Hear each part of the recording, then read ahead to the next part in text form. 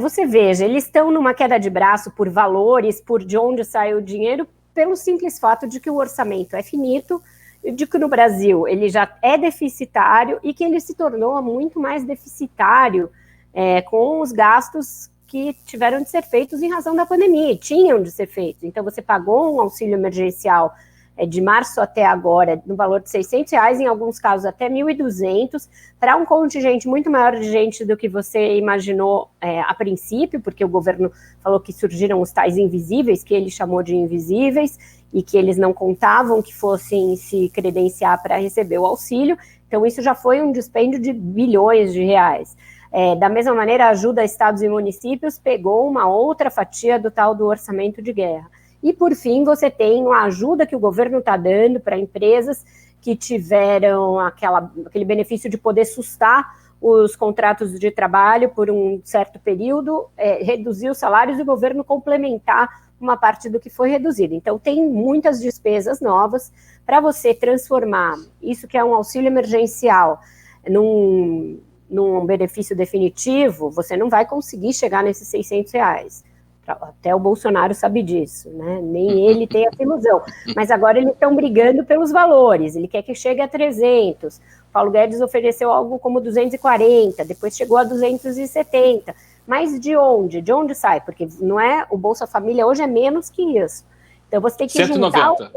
Exato, você tem que juntar outros programas para chegar nos 270, 240, 300, que seja.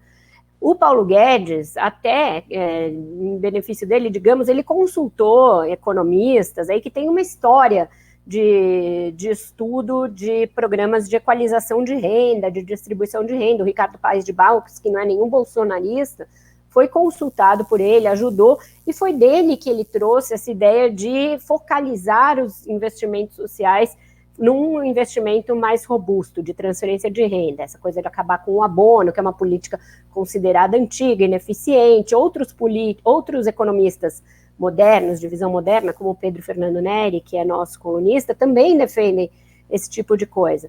Mas o Bolsonaro fez isso que o Marcelo falou, olhou o quadro político, ele ia parecer que estava tirando com uma mão para dar com a outra, e é lógico que a oposição ia explorar isso.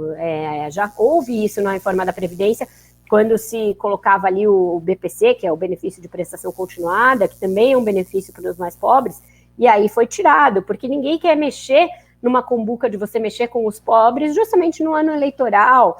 Então, o Paulo Guedes ele não tem essa sensibilidade política e nem social.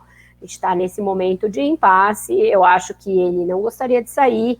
Ele viu no governo Bolsonaro a chance de mostrar ao Brasil as suas ideias, ele se considerava um economista estigmatizado pela ala do Plano Real, que nunca lhe deu o devido valor. Então, o Paulo Guedes é alguém que está gostando de estar nessa posição. Mas, realmente, para perder batalhas sucessivas, ver uma debandada da sua equipe e começar a ser desautorizado publicamente pelo presidente, que era algo que antes não acontecia, essa semana aconteceu, o Bolsonaro, num palanque, disse que mandou o Paulo Guedes refazer um serviço, algo que é bastante humilhante para alguém com as características de alguém vaidoso como é o Guedes. Aí a coisa realmente pode azedar. Ele tem evitado falar, você procura ele ficar reservado, não está dando declarações públicas nesse momento e está tentando se recacifar com o Bolsonaro. Acontece que tem essa outra ala que você se referiu, lançando, por exemplo, um Pró-Brasil, um programa de investimentos que vai ter 6 bilhões e meio extras. De onde vai sair isso? Se você não tem dinheiro para fazer o programa social, de onde você vai tirar 6 bilhões e meio para obras de infraestrutura? Que isso é o que o Rogério Marinho está no ouvido do Bolsonaro todos os dias ali.